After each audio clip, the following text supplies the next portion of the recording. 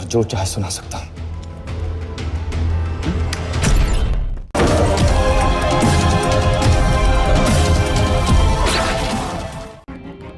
इस गेम में कोई लाइफलाइन नहीं होगी sir.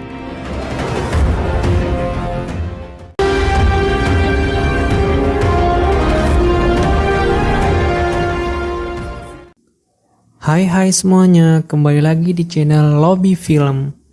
Kali ini, aku akan menceritakan sebuah film yang bergenre romantic action. Film ini diproduksi oleh T-Series yang tayang pada tahun 2017 dan dibintangi oleh aktor ternama, Hrithik Roshan dan Yami Gautam. Film ini akan menceritakan bagaimana seorang suami yang balas dendam karena istrinya diperkosa dan akhirnya bunuh diri. Bagaimana dia menyusun rencananya untuk balas dendam? Kita akan masuk ke film Kabil.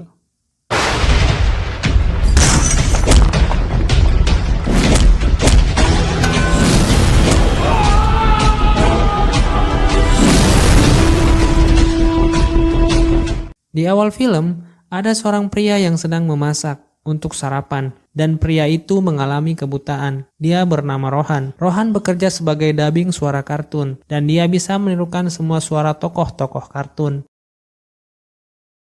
Pagi itu, Rohan membantu anak kecil yang mengalami rantai sepedanya yang lepas, dan juga bertemu dengan tetangganya. Rohan langsung menyapanya. Tetangga itu pun heran, "Kok kamu bisa mengenali aku?" Rohan berkata bahwa dia memakai insting penciuman dan pendengarannya, walaupun matanya tidak bisa melihat. सल्ली बोटी सारस भाई, आपका code.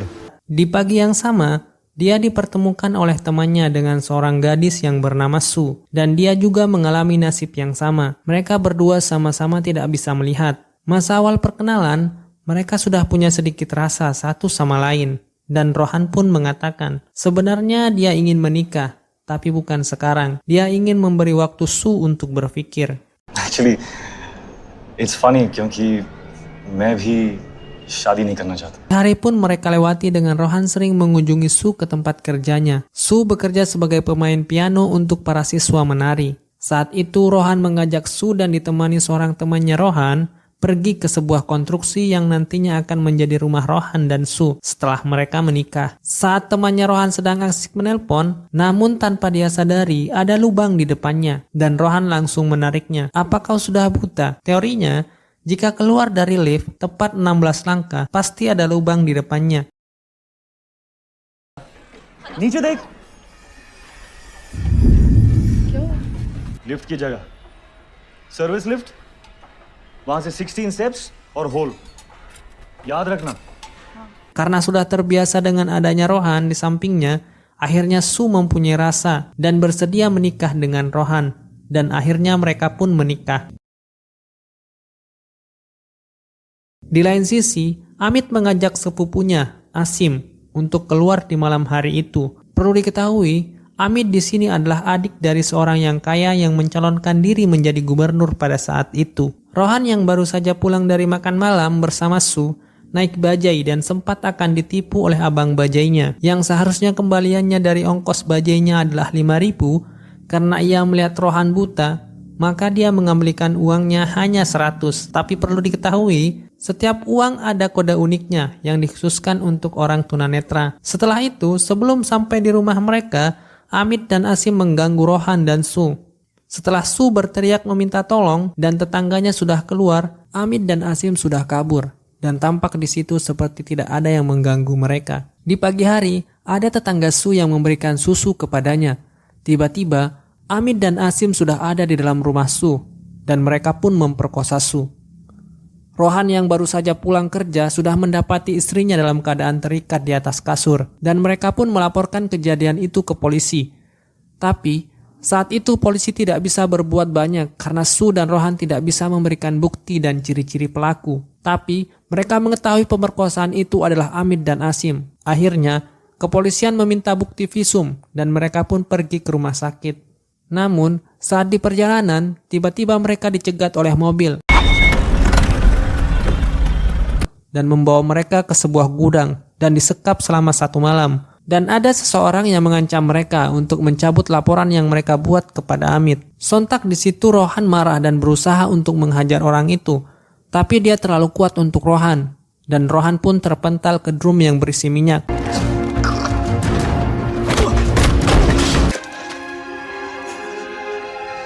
Alasan orang itu menyuruh Rohan untuk mencabut laporannya karena ia disuruh oleh kakaknya Amit yang mencalonkan sebagai menteri saat itu. Baginya, mereka dilepaskan di sebuah pantai oleh orang tersebut. Kejadian itu mereka laporkan lagi ke polisi. Tapi di kantor polisi, mereka malah dituduh membuat laporan palsu. Sebenarnya, Su sudah sangat lelah melaporkan kejadian pemerkosaan dan malah ia disalahkan atas kejadian yang menimpa dirinya. Aku mohon Rohan, aku tidak mau pergi kemana-mana lagi. कहीं नहीं जाना है मुझे। तुम समझ क्यों नहीं रहे हो क्या कर रहे लोग हमारे साथ? प्लीज मेरे साथ रहो। तब से लेकर अब तक तुम्हारे साथ वही कर। Setelah kejadian yang menimpa istrinya, Rohan lebih banyak diam karena masih marah dengan apa yang telah mereka alami.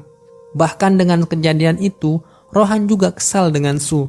Sampai Su menawarkan untuk tidak tinggal lagi dengan Rohan, walaupun Su sangat mencintainya. Rohan yang bekerja sebagai dubbing pun sudah tidak konsentrasi dengan pekerjaannya. Sampai beberapa kali mengulang padahal sebelumnya dia sangat mahir dalam bidang itu.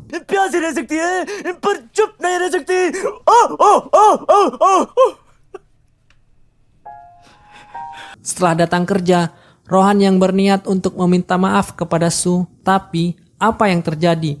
Su sudah mati dengan menggantungkan diri di atas kipas angin.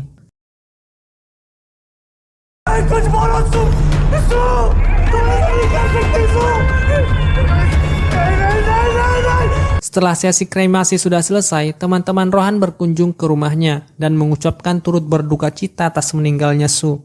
Setelah teman-temannya pulang, datanglah kakak Amit ke rumah Rohan. Ia pun mengatakan bahwa polisi itu miliknya dan dia sudah melepaskan Amit dengan kasus yang menjeratnya.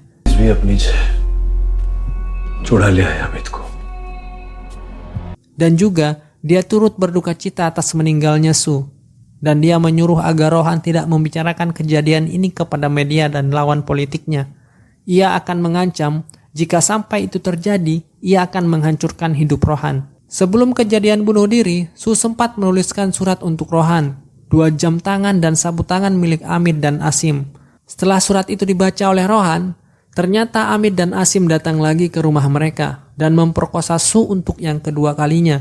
Amit mengatakan mereka akan sering datang ke rumah itu dan melakukan hal yang sama.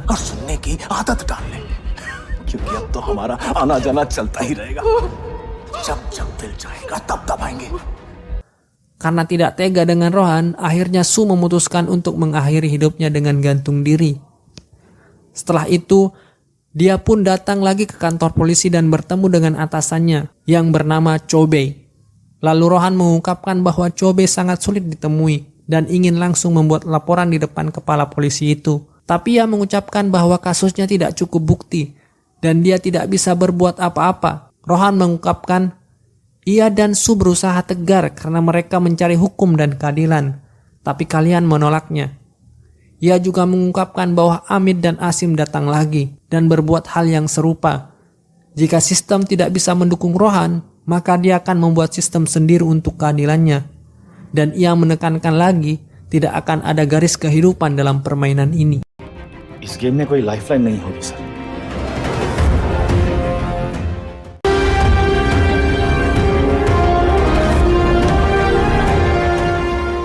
Malam itu, Amit akan pergi ke sebuah klub, tapi dipanggil oleh kakaknya. Dan jika ia tidak mendengarkan kata-kata dan tidak menghormati kakaknya, maka ia akan diputus hubungan dan tidak akan dianggap lagi. Di klub, Rohan sedang mengamati ruangan tersebut. Ia mengukur seberapa tinggi lantai 2 ke lantai 1 dengan menjatuhkan kelereng. Dan tiba-tiba, Amit datang dengan Asim, dan Rohan pun berlangsung bersembunyi dan merekam suara Amit dan sepupunya itu. Kakak Amit sedang berkampanye dan mempromosikan diri ke pendukungnya, sedangkan Rohan ada di barisan belakang dan merekam suaranya. Rohan mendengarkan ulang suara yang diambil dan mempelajarinya. Di sebuah wartel di stasiun, Rohan menelpon polisi. Ia menirukan suara kakak Amit dan menyuruh Asim supaya ditangkap atas tuduhan mabuk dan membuat onar. Rohan menelpon lagi Lubna, adik perempuannya Asim, dan menirukan suara Amit. Ia mengajaknya bercumbu dan itu diterima dan didengarkan langsung bapaknya Asim. "Kau akan celaka," kata bapaknya Asim. Sontak Bapak Asim langsung menampar Amit pada saat itu dan mengatakan dia tidak akan memaafkan Amit atas kejadian itu. Lalu Rohan menelpon lagi Lubna dengan menirukan suara Amit.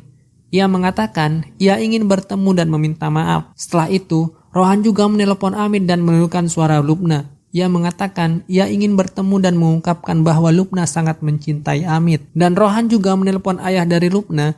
Ia mengatakan bahwa ia akan membayar sesuai harga Lubna. Lalu mereka bertemu di atas lantai sebuah rumah.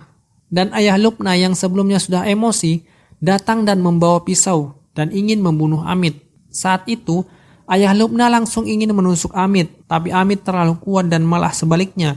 Ayah Lubna lah yang terbunuh oleh Amit.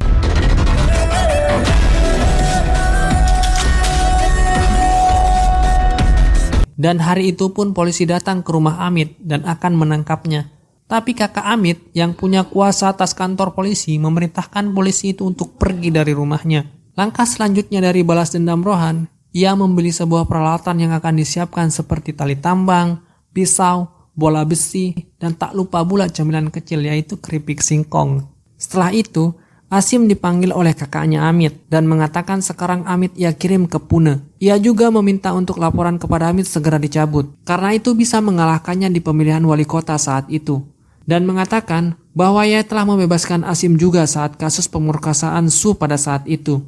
Setelah itu, Rohan menelpon Asim dan menirukan suara Amit bahwa sebenarnya dia tidak menelpon Lubna saat itu dan dia dijebak. Lalu kemudian ia meminta bertemu di belakang klub pada saat itu. Asim pun pergi untuk menemui Amit di sebuah ruangan di belakang klub. Tapi alangkah kagetnya Asim, dia malah bertemu dengan Rohan. "Aku datang untuk balas dendam," kata Rohan. Lalu Rohan pun mematikan lampu dan menghajar Asim. Tapi di satu momen, Asim menggunakan cahaya dari handphonenya dan menemukan bahwa di bawahnya sudah tersebar kerupuk singkong. Ia berhasil menghidupkan lampu pada saat itu dan melempari Rohan dengan botol minuman. Tapi Rohan berhasil menepis dengan lengannya dan perlahan mendekati Asim. Saat sudah dekat, Rohan langsung mencekik dan menghajar Asim sampai lemas.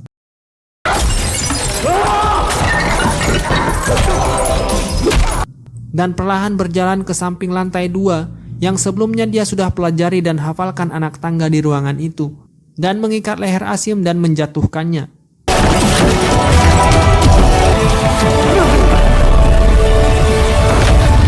Polisi yang datang ke tempat kejadian tidak bisa memproses karena disangka melakukan bunuh diri, tapi mereka mencurigai Rohan. Namun karena tak cukup bukti, mereka tidak bisa menangkapnya. Rohan pun ikut dalam pemakaman Asim dan ikut menguburkan jam tangannya yang tertinggal saat kejadian pemerkosaan itu. Allah ke naam se shuru, jo nihayat alamin ar-Rahman.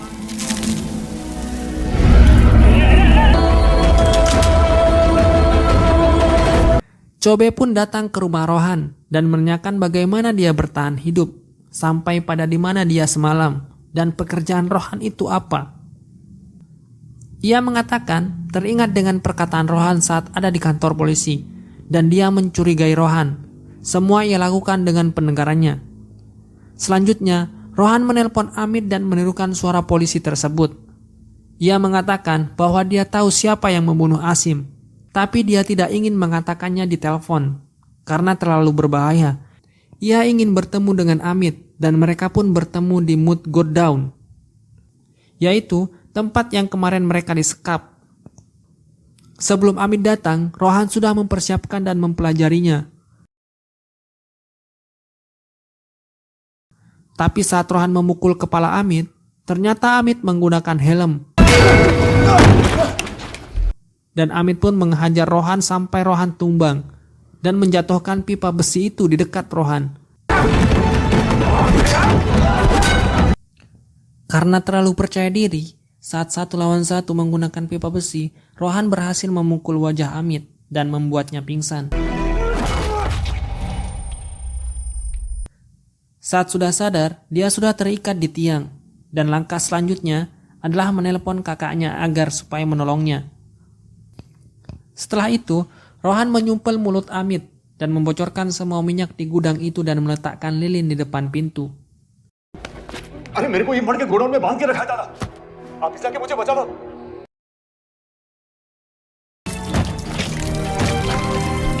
Saat kakaknya datang mendobrak pintu itu, otomatis lilin yang ada di belakang pintu menyambar semua minyak.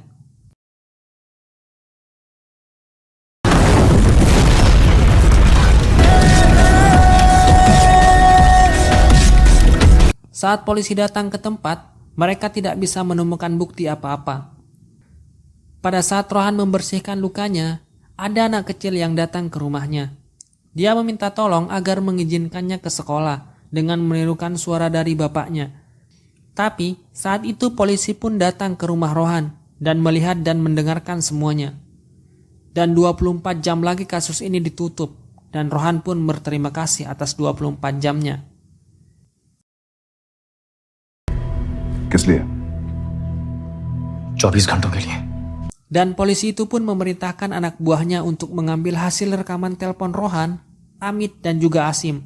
Dan setelah dilacak, panggilan itu ada di sebuah stasiun.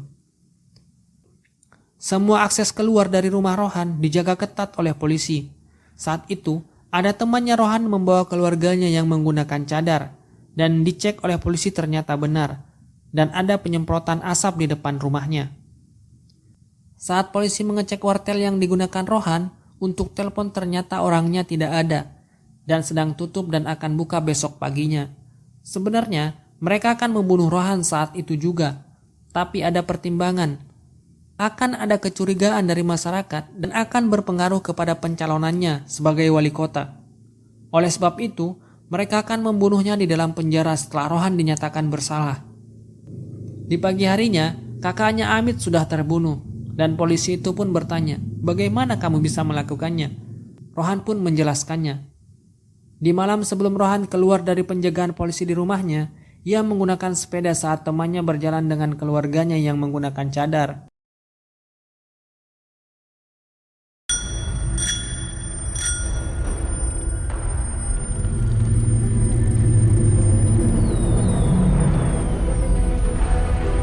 Malam itu juga dia menelpon kakaknya Amit dan menirukan suara polisi bahwa Rohan telah kabur dari rumahnya dan merubah lagi suara aslinya. Dia mengaku dialah yang membunuh Amit. Datanglah ke sini, kata Rohan. तो नाम बता रोहन रोहन Bhatnagar Dan dia memberikan alamat lokasinya bahwa dia ada di gedung yang belum jadi di lantai atas. Kakaknya Amit yang datang dengan pengawalnya. Saat kakaknya Amit menyuruh pengawalnya untuk membunuh Rohan, ada sebuah jebakan lobang yang mengambil rumus 16 langkah dari lift pasti ada lobang. वहां से 16 steps और होल याद रखना Baru saat itu Rohan bertarung dengan kakaknya Amit. Rohan terus bersembunyi karena dia menggunakan pistol. Sampai pada akhirnya mereka bertarung 1 lawan 1. Sambil menghitung langkah, Rohan membawa ke tepi gedung. Sampai pada akhirnya Rohan menjatuhkan diri bersama. Akan tetapi ia menggunakan pengaman. Dan seolah-olah itu adalah bunuh diri.